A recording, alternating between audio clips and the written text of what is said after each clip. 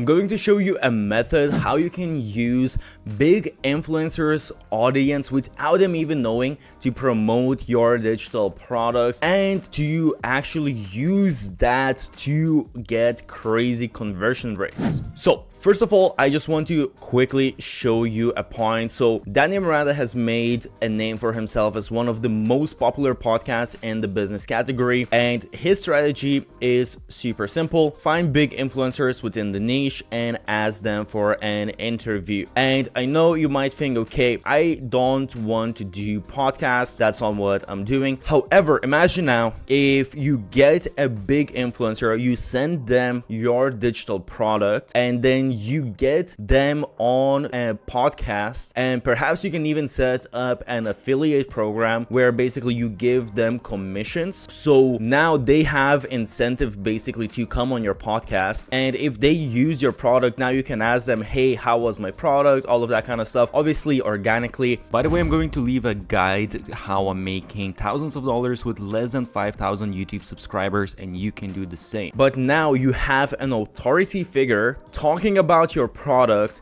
giving basically what is a testimonial slash sort of a sales pitch. And usually podcast episodes are pretty long, so you have, let's say, an hour now of just authority figure selling your digital product. It really doesn't get better than this. You will get absolutely insane conversion rates for your digital product if you manage to do this. And even if you don't do a podcast, just do one or two off things like this. You can actually run ads to this, or you can use this within your marketing materials just to increase your conversion rates. But it's an absolute amazing way to just get crazy testimonials basically. By the way, I created a database of best 100 digital product examples. Check out the description. Other way as well is, so if you look at Danny, basically his big way of exploding his podcast was getting Gary Vee on his podcast pretty early on. And I know that you think, okay, how do I get these people if I have no following, no nothing? As he said, perhaps you do an affiliate thing where you tell them, okay, we're going to talk about this product and I leave my link. Another thing what you can do is, because if you don't have any following, that might not be big enough incentive for them, but what you can do is you can create what I like to call an irresistible offer. So let's say you will tell them that, okay, come, I will interview you for an hour, and in return I'm going to create social media materials assets for you. So perhaps I'm going to chop it off into different clips, and perhaps I'm even going to do like a really high value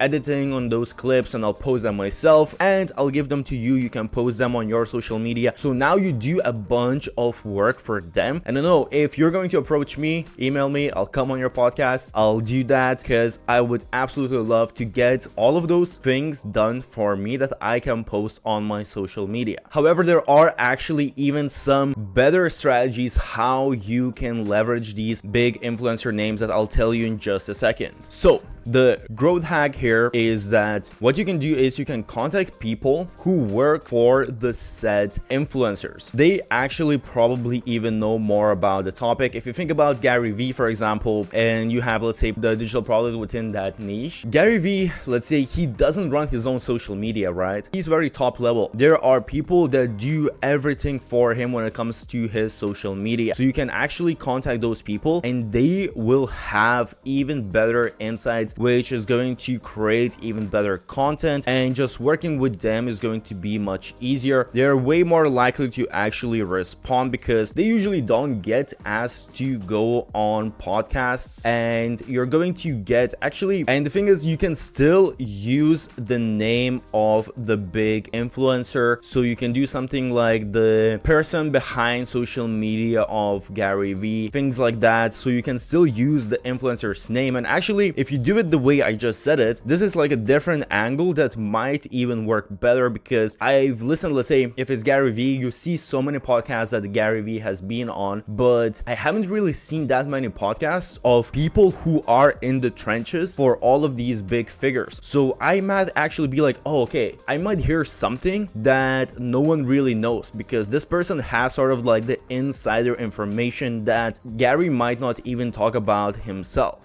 And if you're not quite sold yet, I just want to mention a couple of benefits really quick. So first of all, SEO discovery. Again, if you think this is not worth for me because I don't have a big podcast or anything like that, when someone searches for specific creator, your content can be discovered. I know that when I start geeking out about someone, I'm very interested in some sort of person, I will find every single podcast they have been on. And then through that podcast, sometimes I get hooked on of those different podcasts. So you can definitely get quite a bit of just discovery from the SEO. And then beyond traffic, when you're having these interviews, the way you want to do it as well, you want to find experts within the niche that your digital product is, and basically somehow get it related. You don't necessarily need to always talk about your product. You can talk about just like the topics, and you can kind of either naturally integrate your product or just get people into your funnel and then nurture them into your digital product. But basically, if you start interviewing these people, it can lead to really great connections with someone of importance. So these people, if they are within your niche, some of them, after you make that connection, they might not have been an affiliate for you before, but they might be like, hey, actually your digital product sounds really good, let me sign up for your affiliate program, let me promote your digital product to my audience, or whatever else it can be. You might actually start to jump maybe together on creating another digital product together, or whatever it is. You might really benefit from it aside just from the traffic. And also what you need to consider is social sharing. So the person that you're interviewing likely is going to share that podcast with their own audience, especially if you make them look good. Personally, if someone shares a content, I go on someone's podcast, I am way more than happy to reshare that with my audience, because it is also sort of a